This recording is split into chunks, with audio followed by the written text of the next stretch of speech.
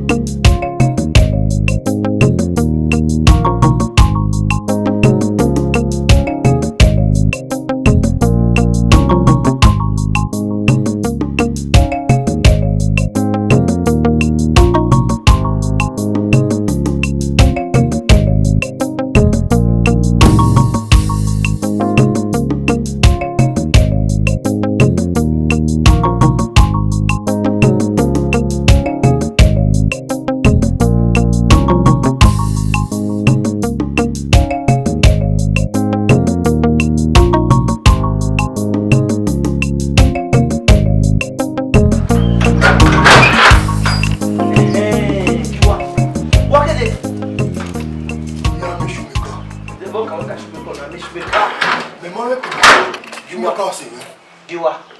Aponsa ba wuwa. Emete we Benin la tena ya mu dia ka o be yen wu kiare. Nwa. Ka ebe ni duwe na kere. Mo mu wa be Benin ya gbun we. O wa ko ni temi ya fe. Se ya fe. Ebedun ni. O wa me be di ni se fe ge ikiridi. E abe e fresh ala ro wo spray ni be di. Ya lo e be ti ni na. Ugbe. Orunye le ready. Ma we gbe palo 3 minutes. Unu awa na ogbe mo bedroom ma we ara gbe. Bedroom. Oni na wo won no ya yegbe no ga ri di de ode. Te no yegbe. That big pan. Catapult part at here. Catapult. Gay, for your information. U bieve gbe. Boy, igwe o fara mi gbe. Nwa. Bo boy ra mi. Money. What can go? You go me. What? You go no. Ni ara if not. He have the one we beg. Eh we didn't know. Police say we na we here. Ne jole boss gbe na we dey 50 naira me. All right. For peace to reign. The peace ma go lo. You go me. Yeah, 1000 naira. Uri age kebe. When we 200 naira ofin we go say. Uri 800 naira change kebe. Boy. Nwaru e fa no ma si won ero. Uri age kebe, mari age kebe. Awa. Area ya we amie. No uri age kebe.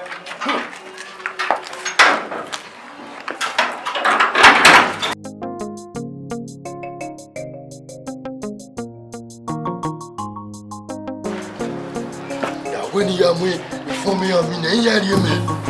For this shooting that they know.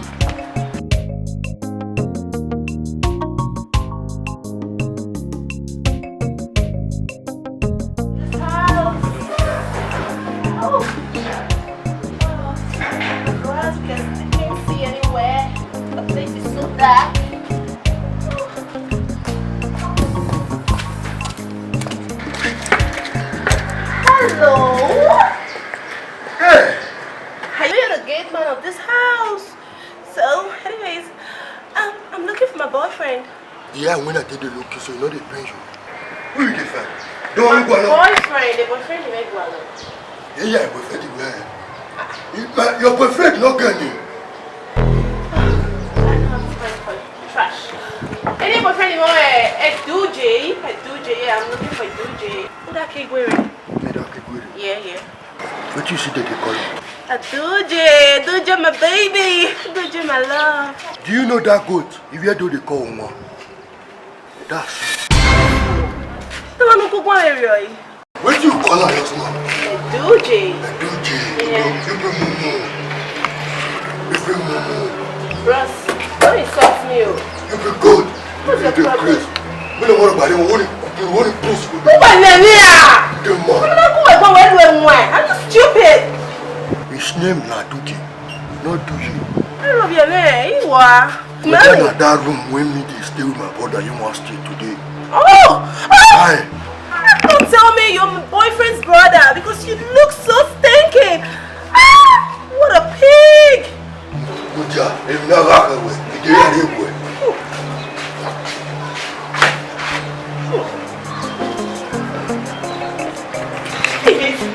The guy is so nasty.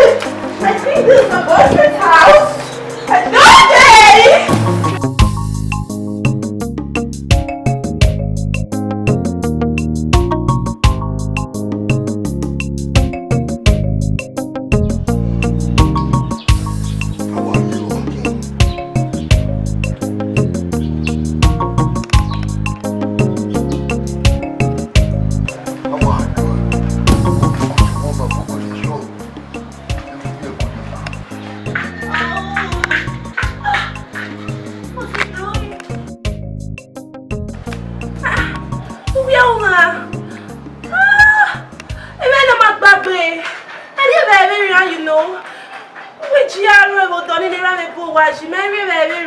No, we don't eat big food.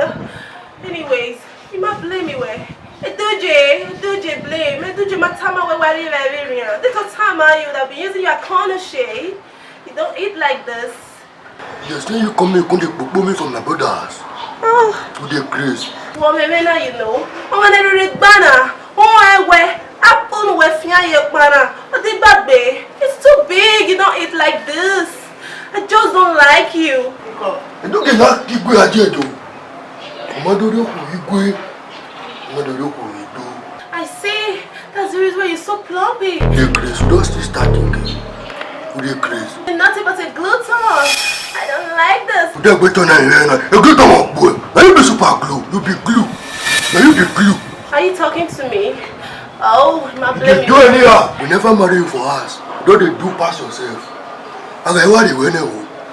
If this marriage was down, I go ask God. Anyways, I'm going to report it to a DJ. Yeah, report to my Ruda.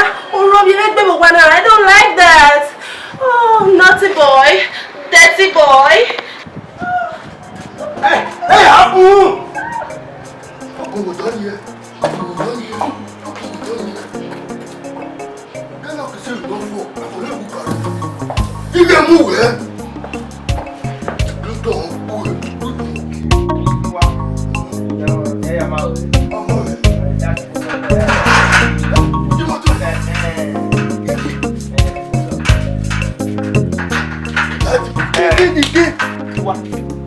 Then you motor one bonnie then or a punishment in no I there. What punishment? Yeah. I don't want. The punishment or motor bonnie there.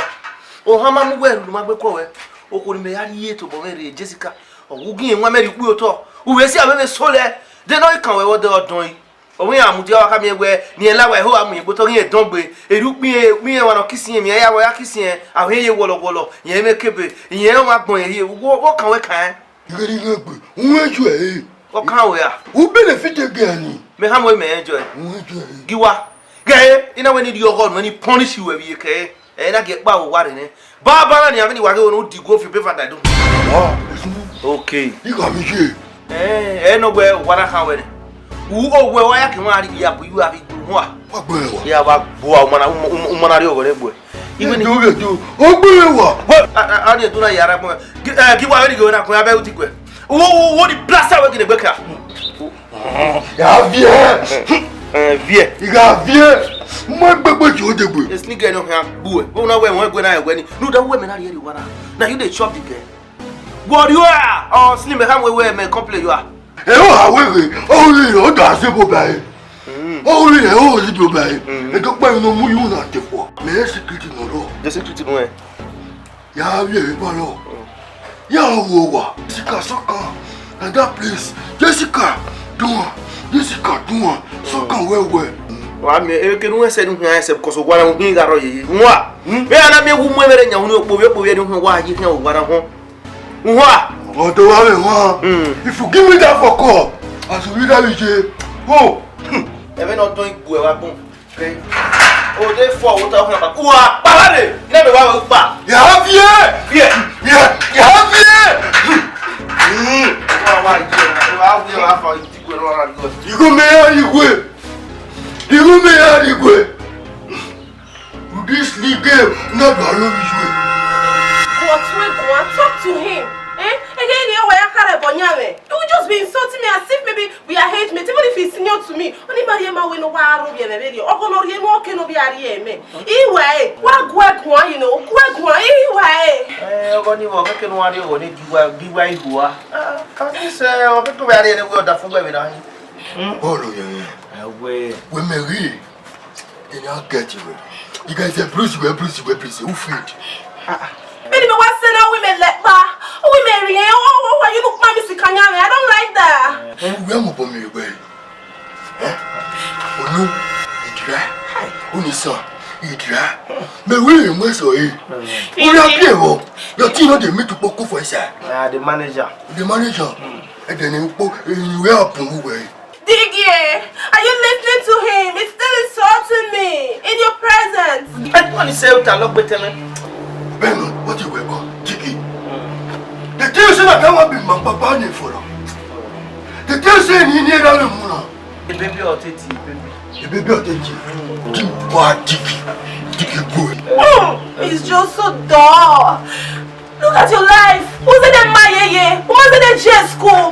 You have a dull brain, so much even as a model. You don't know the definition of a model. Oh boy. What day? And it's a refuge, me more. You were ready now. You for Knaza now, me. I'm going to get okay or Temeka. Then we say, I bet boy. Then we get it. Oh, yeah, big girl. You man. May I give me a few here, toy young. I don't want for your head. Are you right, babe? We are Hukoni, and I can't report. It's nothing but a gluton. It eats too much. What you say? Hi. Gluton, that's what you had. Don't spoil. I dear video. Glue. Tom. My phone. Only one of you is big. We were you calling that. You get a pony, kick. I will any a bona. Or soon. I'm not here, but no, she very big on it. I want my you already said now. Jessica, you wear ma. When wow, girl, when me. Who be Jessica. Who be them big on big on Jessica, what wow? Where you go near one of him. I'm going to give you to tell my brother. The marriage now, down. Oh, that's a good boy. Hey, it's a bottle tell Giwa. What time I work in my work power. Here where we have to say what out there. But I've been out more. When I get no tiny. I thought it don't really just that. You look very well. Nothing. You look better. Anyway, why you gonna, baby? It's like you supporting him, and I don't like that. You supporting him, and oh my god! Oh my god! Oh my god! Hey, Bambu! Hey, Bambu! Oh my god! This is inside. I might be going to go and paint you. Hey, paint you. Opa money confirm. Euro money confirm. Money confirm me. Money confirm. Oh, my touch not the building. Everybody confirm. Ghana money confirm. Europe money confirm. Skibo. Money confirm. Giwa. You dey feel my song. Giwa. You dey feel my song. Giwa no bia. See me. We are one sing when ya swear. I want to touch your sweat. One touch your swear. My bag mo when I want touch your swim money. Don't be one touch. When came na on way. You like this? Ma go me here. Ega wa ya ti stop mama we ni lo yin se ti lo ega ya hen wa. Gbe mi ki gbe o ma. No so free talk. Go and do your part. Bosun wo mo bosun wa. Wo mo bosun. Thank God. You don't want to know you know soon. Me o go mo pe ri dun na. E to te kan ni. Na dem my brothers le pa won dey carry. They give me problem for this house. Where is this stupid guy? Stupid boy. Sleeping. Giwa! Giwa! What are you doing here? Me we won o eh. Oh God. Emi na na. Ya de pele be mo na mi na ni. Ya de pele be mo na mi na ni. It's fine. He said anyway, I don't have your time. Anyway, when I walk that baby, I'm up on the go for me. That's what I want to tell you. Zeke. Hurry up, please. I'm hungry. I need to eat. Oh, Giwa, go and wash those plates in the kitchen. Stop wasting my time. Me ya pokwa. Yeah. Then na me we ya feel ani o le wu ya ke gbo. Giwa. Mo gugwan. Giwa gba ho imo Giwa. Emenu tana wa do le gbe tabo tun are. We do it don't when me do here. We me akopon. And that plate could kill you. Opani ogbu Giwa. Wa ri uri emi ame Giwa. Ini wa re we na. Wa dagbe you le le ma. Ya pa opani. Afia me I don't want to talk too much. Wa dagbe. We le va for them. Le la ele ko wash those plates. Me ori here. Opon agbo wa kun. Me akopon lo. Ba go wash plate for. No. No. You want to see about me? Ọ̀tún ààrẹ yá report we me Giwa. You won't eat it.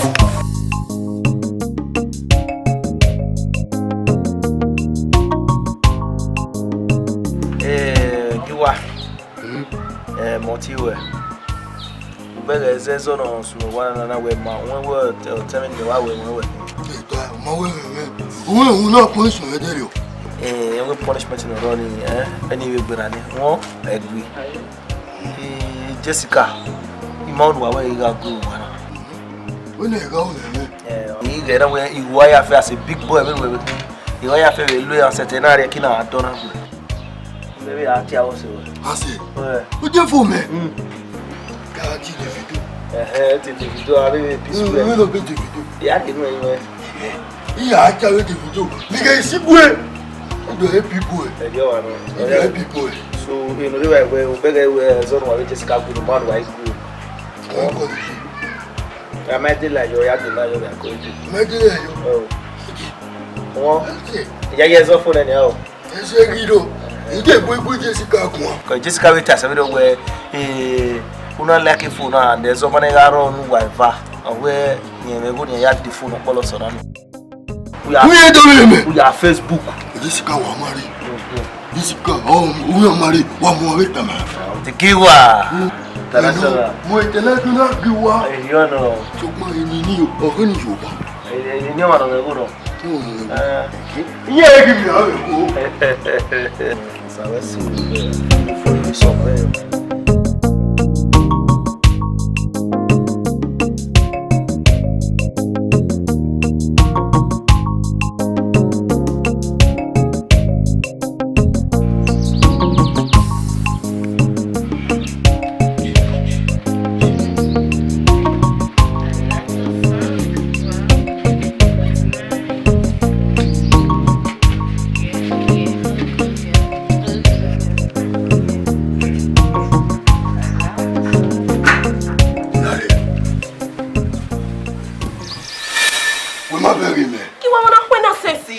rubbish.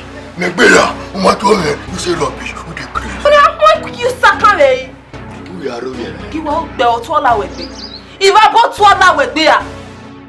Atalo. Katalo fune. Etalo ni o la we be Giwa. Oh la we be. No go here. E o we me Giwa maka be gi me. O wo kike lo ka to me save a girlfriend up to not yo. Who you go me? Who dey woman knock for your head? Gayo. Yeah, what boy you look fit to that way. I don't care. You better go alive. Giwa wait di me. I will bury you alive. Giwa. I will bury you. Go. Egbe won boroko le. Wa be ti gbe da o ko obu e. O ma ṣe. for Carol Mana. Because of that already. Oh God, what do you mean? The marriage in here, who da. Miss what?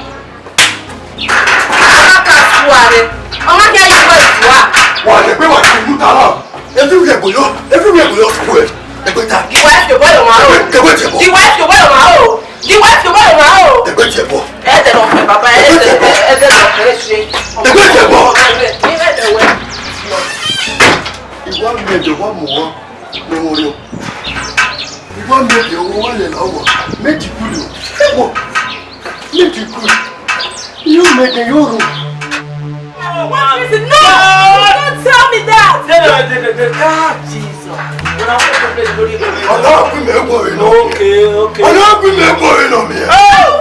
Who are you? Don't go in and go at me. I'm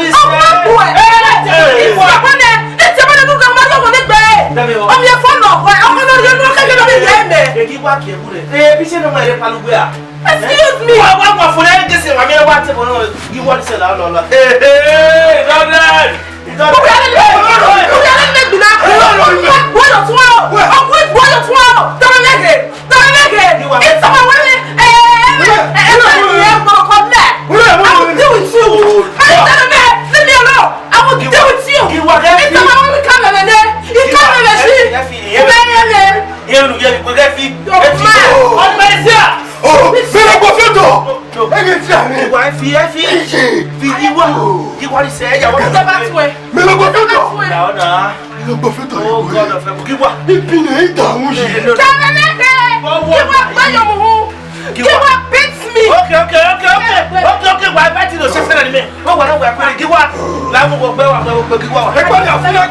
talking, you walking up. No! We for no go. Oh God. Ìgbàgbé balaya we. You for break. Etiro. Ewo. Ìkọ̀bẹ̀kẹ̀rẹ̀ ìmọ̀rì wọn. Una ba wo. Ewo pop kiri etiro wa okukufu. Etumo.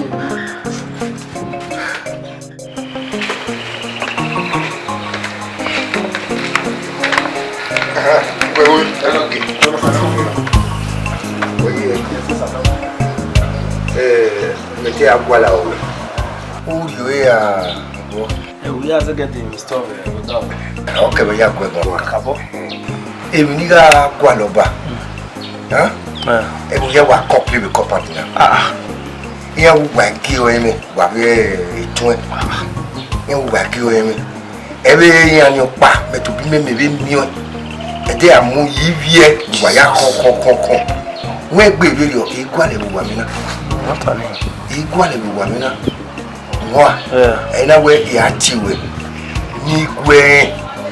Ugbu ni a. Ni gbe be yo we sunu. Yabu girlfriend me go tell me go. Emo boy me yeva ne wa ho. Yabu yango ba wese. Me tara. Yabu yango ba. Kakabo kunyago. Nda me take innocence. Wese so. Wo o ma nyisi wa me na igba e di Benin. Kakabo. Luda o we be dati agbon na wa be lo o ka no e da mo agbon na we dey ko ku egun a bu yan de.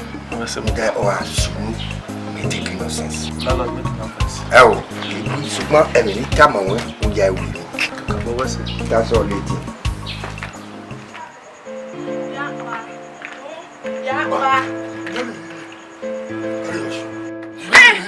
Be careful, don't spoil my shoe. Pele move. Go anytime I wear. Oh man, don't say me say walk here ya back and that for me. No 20 one now when I embarrass me. Una when the fear when it ba. Why me why regret eh? Why regret eh? Why me oh meme. Mama ko dai. Mo better marry ya. Don't spoil my shoe. Wa chu. Imata mo wa pa ewu mama re. No just say my brother no go marry. I hate you. Pele move. Walk here back and. Mama jí é dá susu no babé. Mama mo wa pa. Finally dogo.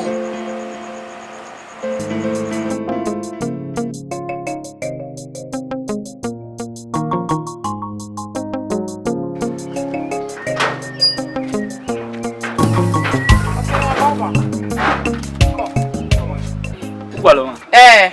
Eduge me do yiri o. Eduge. Manoye. What's it? Muja. Edu ki on wu dia. Yeah, when I hold time. But there any better? Muja madam. The back flat. Yeah, get back flat okay. Mana gbera ko bona, ogera me na hibo.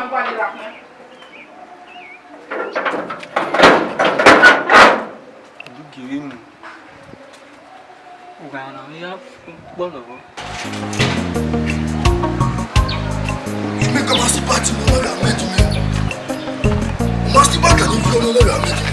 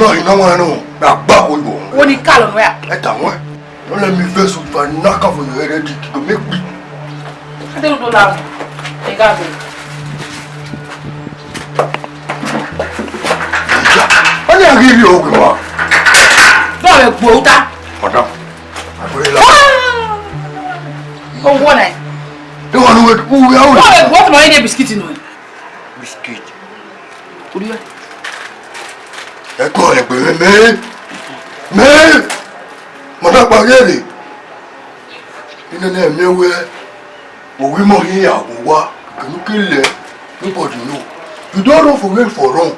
Consider for my domo. When we want to argue, near Muda will do give for our gate. Your mother will go tell me where for see you. Carry con here. Meu G. Where? What to do? What do you want to do? Well, not give him your governor. I want to have both. I don't want to train you. You see, they challenge me. If you make a met me, we never met me. We not to go see what you go. You do nothing. Me do nothing. You will see something. Magami me lelo do sa. Ona ki ko ni do Ahmed me. Giwa. What? Giwa, my brother. Where lawa? What no man lawa? Brother de rono. Bosunu. We magami me lele do sa. Ah, lalezi. Elaro di mama wana de wana lalezi. Mama lalezi. Wa mi ko pon to nuro. Oh God. Okoni. I won't wait. Apartment me yeah be one way a flat in Odieki Odo free. One way sweating at in a landlord the more one. Okoni enu digwa so mama ti le nuro lawa. O wa re getiwa. Get up because they made me. Get up because they made me. Where Unuba? Oh, what may I say? Oh, then come me. Eh? Epa, Ejo. Okoni. Oga de dimona to tanya ma. Awa ebie go come up for a year. Yeah. Yen ni ta. I don't know me apartment me pay. Oh, Piogi my own ala. Ceremony ai. Giwa no jaya. Ewo tinya we. Go down. Oh, what may I say? Oh, my go down. Lare. Maybe the baby. Go ga beg we are really. Lare my friend. What may I say? I go for. Mayo ma. Wow. Okay. Good to see you again. What come here? We go there. I miss you. Really? Plastic. Wow. We want to surprise you. You're making me sing. You're making me sing. What may you man? Only say calm down. Tell me the career here. 2 minutes. Yeah, it will cast. It will have around the mind return. What if I may shy? No man, boss. Eh, where will Giwa? I'm not making me sing. Giwa. Eh, Giwa. I tell me the career. Giwa, I'm going to hear that here. Call. Sorry, I'm not making me sing. Only From my house. now. If I know we are here. Eh, I'm going to hear that. Why I will be away? Ah, this is in this year to come. Mommy, see what's there? No. Even when I'm away, okay. Come. I got you work, but I'm not saying. Very bad. No man, but Giwa upset down. Wakala when I appear to you.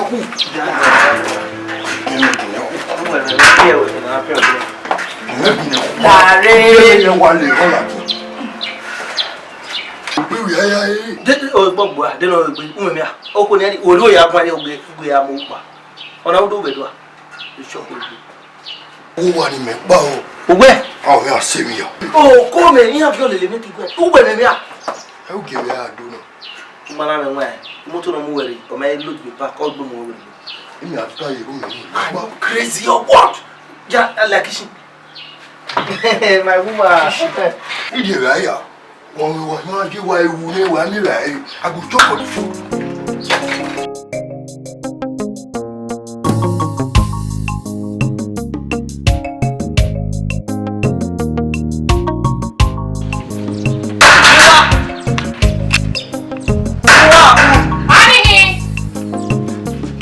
Come, madam. When what? Where over? Okay. La Giwa te Gualo. Giwa. Erowa. Erowa. The Giwa me on number Bana Viruwa. Why are you? Madam, ya are I didn't make it. Ellen Giwa. Boss. Oh, yeah. Why is it? Why don't we buy? Madam. Well, we not talking. We're not where over. Who was what? Yeah, what the mean will you go? Kitchen. And what the mean you go? Don't know million apartment in Menu. Will you shut up your mouth and get inside? No, for what? Mommy, believe them, mother cool. Oh, like women, what do cool? Oh, we are even in my good in a what they are.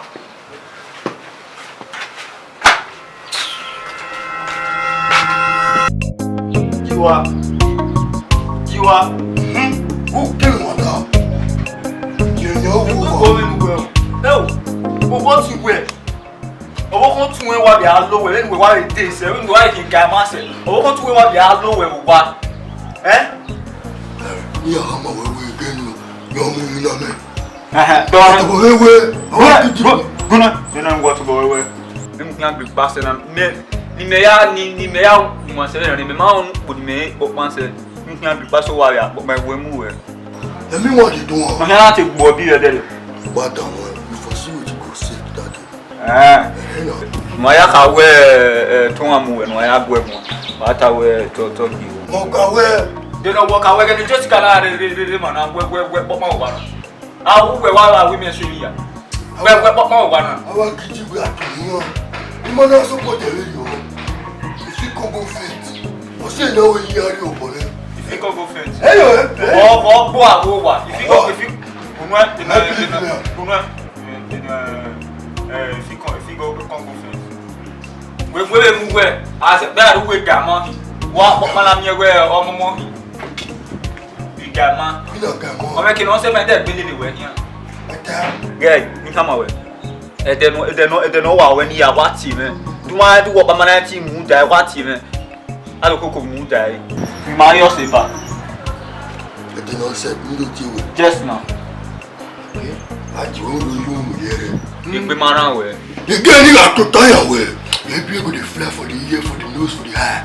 You go down 1 minute. Why don't you even Mubamu die? Not you way. Let you be let I'll call you. Yeah. Anything that happen, we happen. Ebi ya no sumu wa na kedra de beta mo tugbe no tugbe.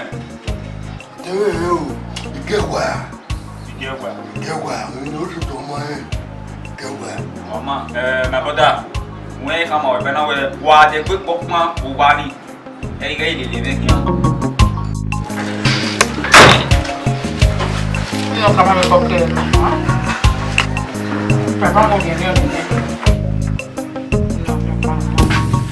Madam, audacity. Audacity kitchen lock. I want to go kitchen. Not the kitchen to me. You have me kitchen well. This is my area. Do you know? I didn't make kitchen to me. In my wallow. Me hewe. How do you want? Well, Lunya. Morunya. The same Pele me and my brother come out. I go away with another thing. Madam, the same me. Don't be a sign. Awa. Belgium. No matter what. No matter what, Belgium. Give a big. Madam, the same me no woman. Now the money you get for you. Ya get you when I bruise you. But they want they know you. Who is what? Who are you kissing me? You know, no one do. Come on, no more. You say, man, only me, Hannah. Give me key. What do you mean? I don't know what not to worry about. I don't know what not to worry about.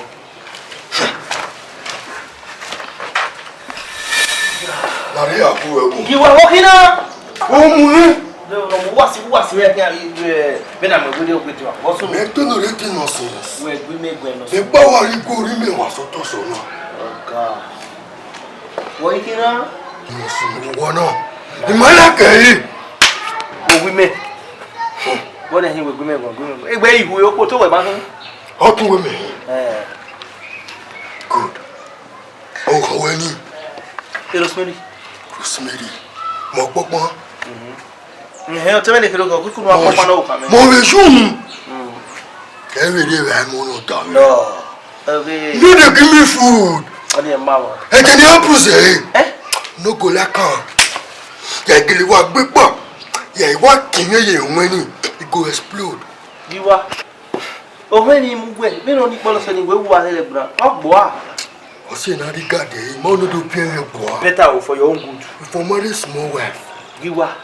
You know you can carry a polo video. We quickly where the dem is going. You go where? Now you money she get. What do you feel bon? Football, you to go football. Football. So you know where you get with me. My manager Mario go create. Moi. So mo no regard eh. You go are Mo no ya ready we dokpa. no, listen. You go are need to do your career at you. Money day now, you know one ben me gbe na. Result. Ola di me wona. Eta. What are you? You go dey dress like bank and we go. No go level. Man, you know. Oh, mama, me gbe me gbe na. You dress well. If you keep are you going off your GP ni ave mama we afefe. Eyan ri go no, eyan wo obi okana. Oh, hono do ba obi okakere but dress well eyan what I am no. Get me. E we me gbe na ti ya me ko me go na. Igbe shoe. Igbe what? Na gbe black la banka. Ana white me color na. Me. E what ka no? U se oye me white ya me color. U se oye white ya me color. E bata we gba na we baba no kwa na hin ya. Baba me lo na u se na we. Me no fit wear this kind of photona and say I get better woman. I what else? Yen ya o. Supo. Again no hipok. Ya track leader. They wa don egbe we mu na amolelede. O la screen o le pure water ida hina. Me wetin you ra me ona me go ke. I go erugina me sure no do how we want to say kwalo. My brother, everybody know your level now.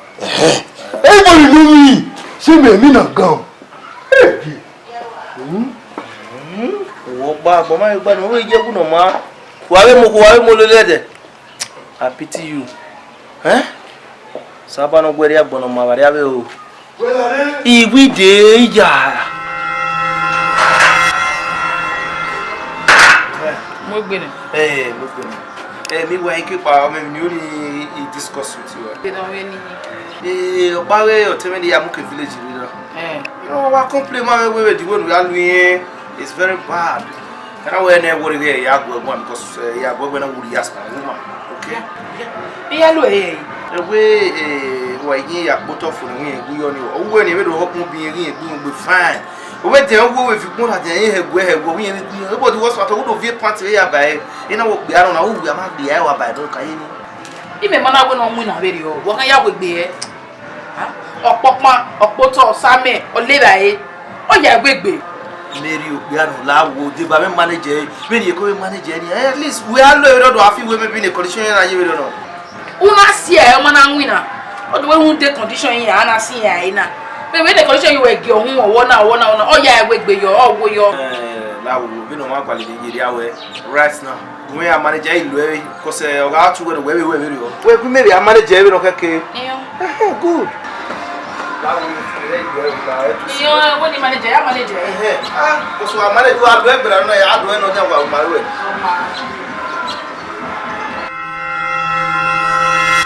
Hello, Giwa. Iya minuta, burukoto, eko aguan.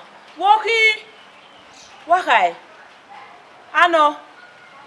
Otwe. Wawe, egbe mara ya. Ah? Eri ba enu. A girlfriend or two. What's new? Here, any of where the Beluwa. Ama, echo, yare, Uzola note. Ipu what day, you don't wear a rua. Oh, wow, Rek Bamajua. Oh.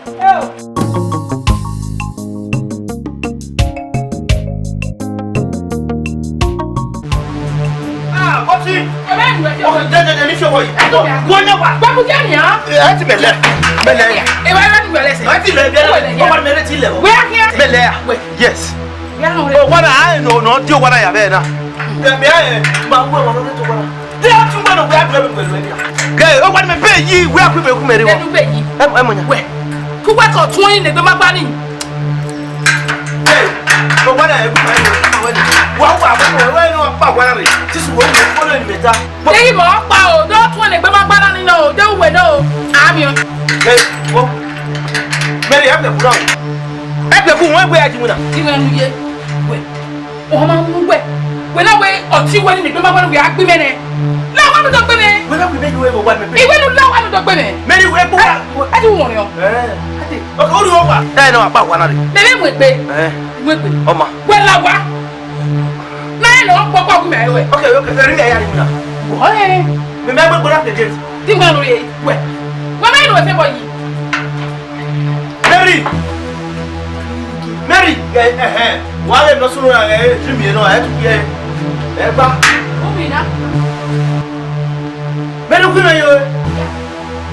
all right, the problem is my way. I've been okay still. Delta force I had to go. Delta force I had to go. Where are you happy? Okay, Benny, you there? You there? All right. They force you know what I'm having. What about 1 million? Very bad. Oh, Mammy, we are going to look at you got over here. If you go, you will.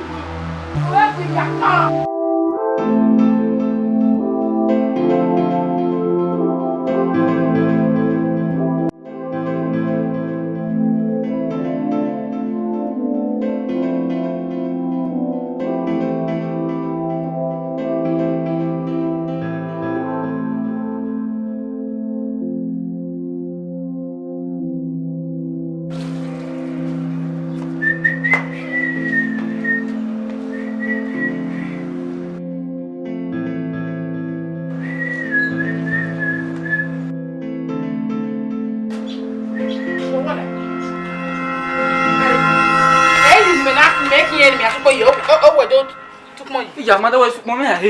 Yeah. Mother will give me to 1 area. Where? What way? I took more. Yeah. Where? Mother, I'm not going night. What way? I wish you were going. What have we made one? A picture on why? Oh, Immansho.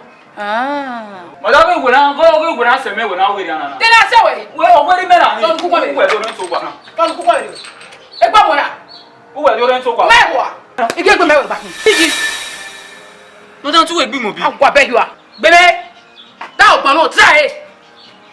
Madam, Then come where have you ado mu e mana? Madam, where am I here? Oga where? Wonyaria. Wonya. You know where? Wonya ya. Dame gwege. Nu de gbe ate nu tukon yo. Iri ni make yen. Wa mo e. Ima wa no be camera no be to mu gbo awe na yuwa. Bo wa polo e. We. So mana mu dia na gwa be yo. Pam you. Eh, madam, we ya ni o wa ma we camera no be to mu gbo awe na yuwa. Wa o press agun ya.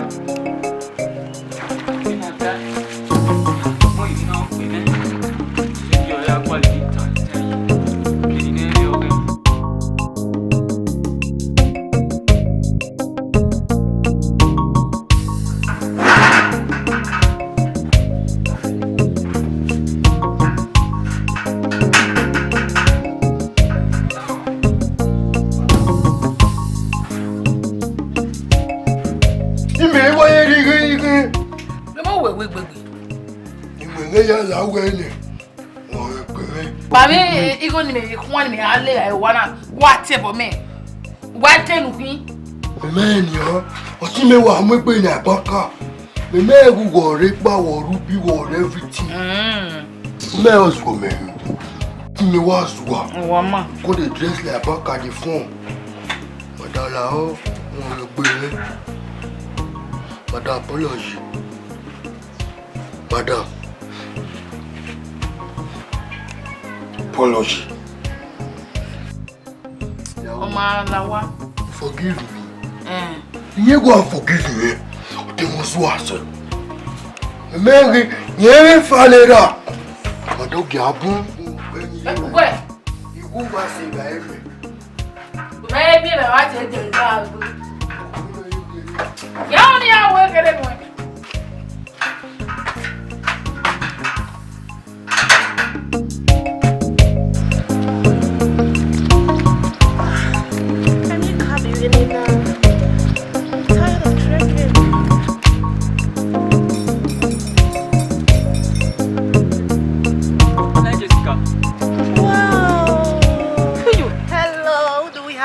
Jessica, where are you? Yeah. Why you? I've been at home. Urowa. You know, yeah.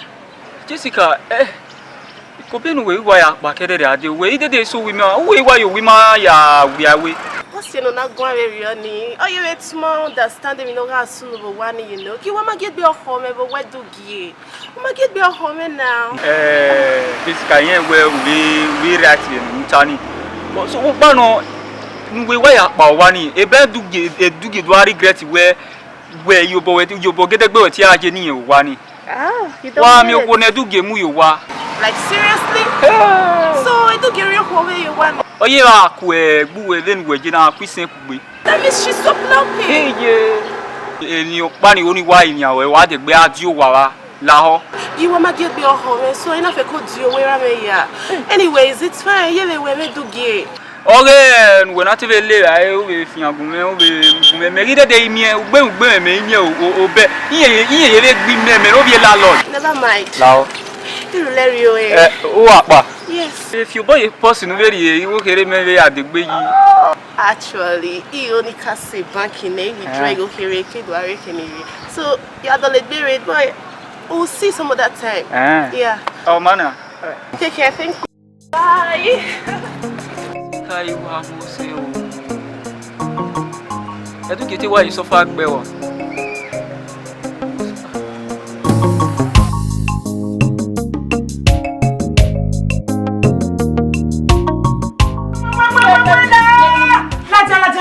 La go go. Ina ya kina ima. Me loro pe poku ati. Na loro gbe. Do mo la lati ame la go. Ku bi ase eri. Why na se po yi? Yo na se po yi. La lati ame wo yeti. Pa o. Me ma la ke mi we una. La ha lati ame ko la go go. Me ma la ke mi we una. La go go la lati an. Lati. Gbe ma ihu gbe ma se lo bi etuki. Mo do alo mo nyaga. La gogo ilu yan iye bo ye ne imagyo du get me manage we me gbo le jo pugbe la ho je se lo kwa yin yawe la ho ni le ko ti we lati yan we emi a ya we ko ni madam ye je la ko ige ti mi ati gbo yin gbo emi a ya we ya o ka ye la gogo se du ke me la ho me te po we no mo lati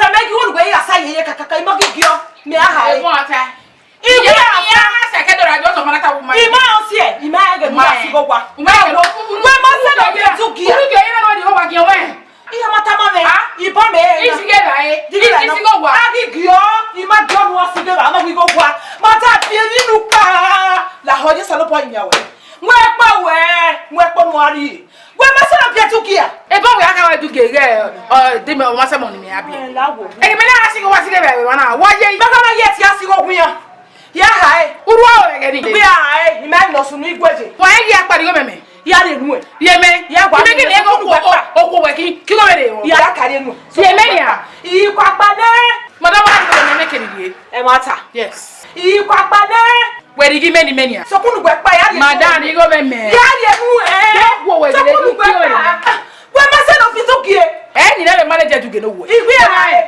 emi o pa e ya ge Demi o pani ni yage. Demi nu ge. Yego e. Emi ni awo e. Uwe mi la po nu se mo pelu lati ya. La ki anu mo po. Mo pa wa di e. Mo. La ki. O ji e. E na fu ato no fun e. Nonsense. Koye. Iwe ni wa do kaka bo kun mewe. Zebe eseni nuwe u. Luna se team we meri yo medagore una me gyoduni una kwefu medagore sa ya kere pe wa ni so ni si me ya meri a we meri ni ade ye meri no mi am ata odigba sha so ni aya gi sa so be no odigba le do me go e ge me ga le ya mata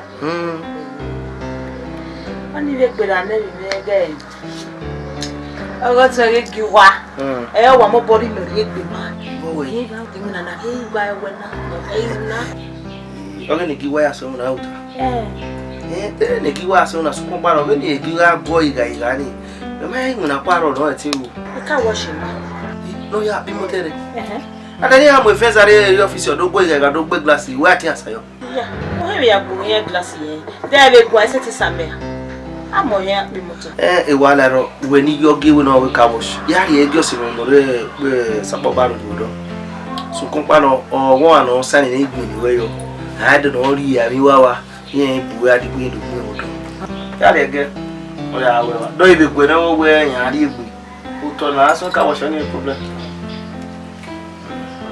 wese ọmọ obi e ti we same be ya de be gun a o se ti we same ya pe en moto e gwo yen glass e do gwero yen no no wo do so egbe ni we to ba an wo ri e won eri ami wa na gbe ni me o ta mo me pa ija ni me gbejo so kun no so won do gwero so kun no so e be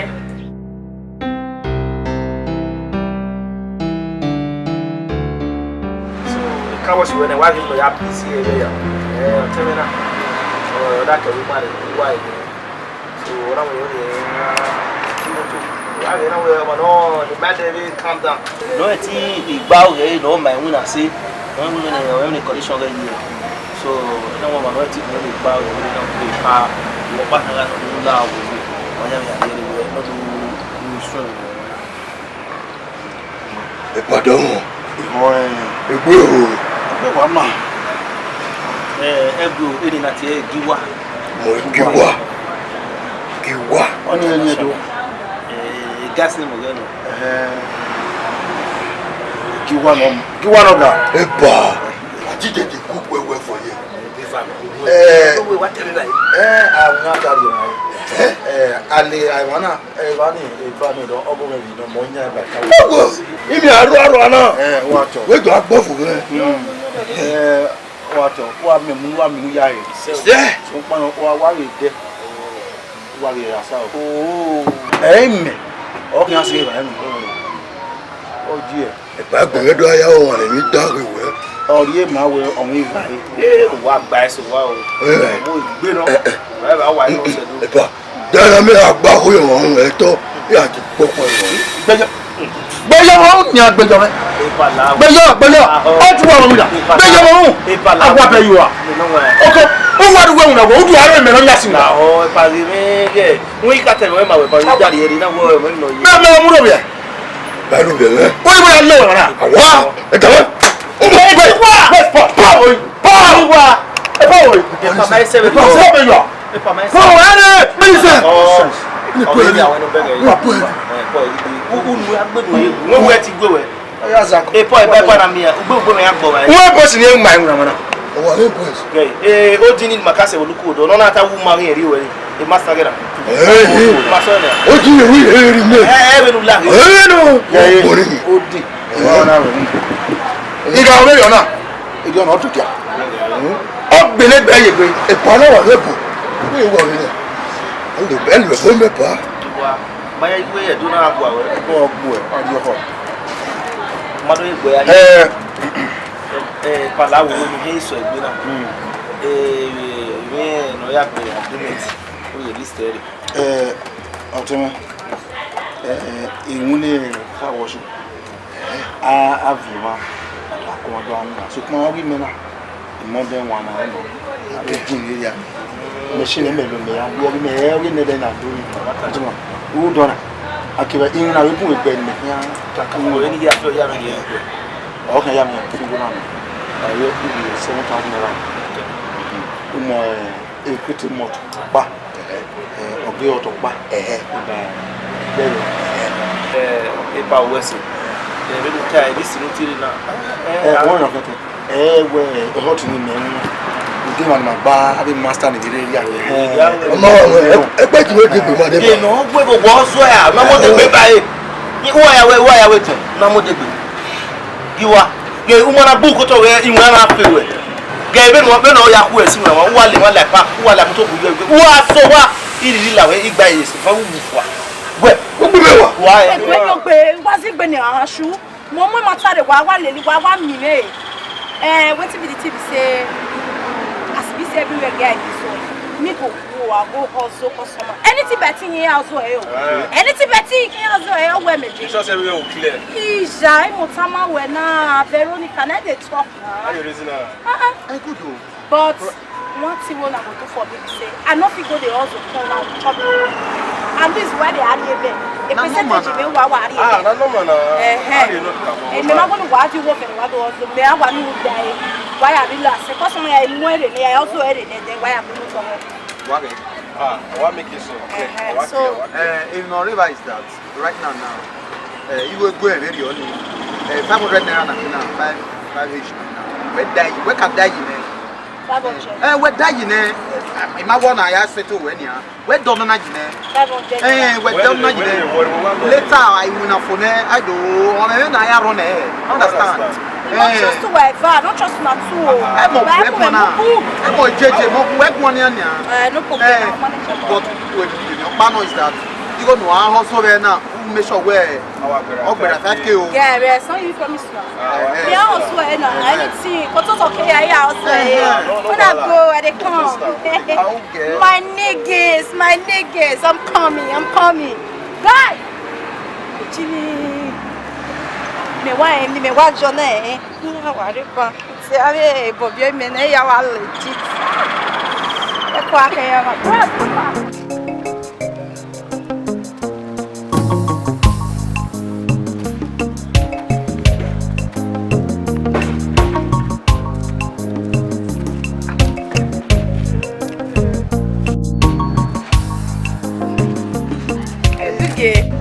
Eduge. Where wona? Iro. Mo te kai me aye mi we. Yo ye waro. We igun ya ma ne. We na ipan ware. Yo, me ma da sadi. Ati no bo. Yeah. Awo we ni you about to me ware. No. Oga we do any ya ka me. We when we maru wa me keri. Yo teme we ye na ka me separately o. E tie ba we to ta separately. We na ka ma we gbogbo na go no wa move. Eduge we na gele jaji. Den we gele mo bo zo ma na team e ke go ade. Iwa mo na de to ado bo we se gbe ni re based on mori we you wa. Mo we se gbe no wa park on my behalf. Mo se We iwa ga o we o. Nga iwe ni se me ge ni e be je. Den na we. E ni awi ju e. Me. Be ni wa dile se na. Iwe wi aku me iwa. Iwa respect we. Ye mi ni awu. We ni ameti wu na. Before nko. Any ya say me na wa be yin na we because when I do ku ma we ta na we wa fi advisor boy I feel quite gota. What Yeah, me on. You don't want to carry any. Okay. Well, you have to me away. Ah, you make Benny. You know, I maybe they don't want to me.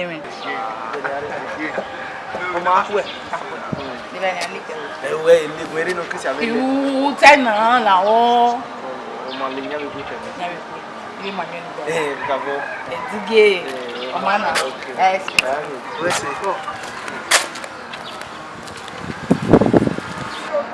Ha, Sabwa. Oh, we want you to be lady and a wa. Wa live on you, Alivatoria. No, they're not coming. You can't make me one. No, you have a baby. You have to tell where you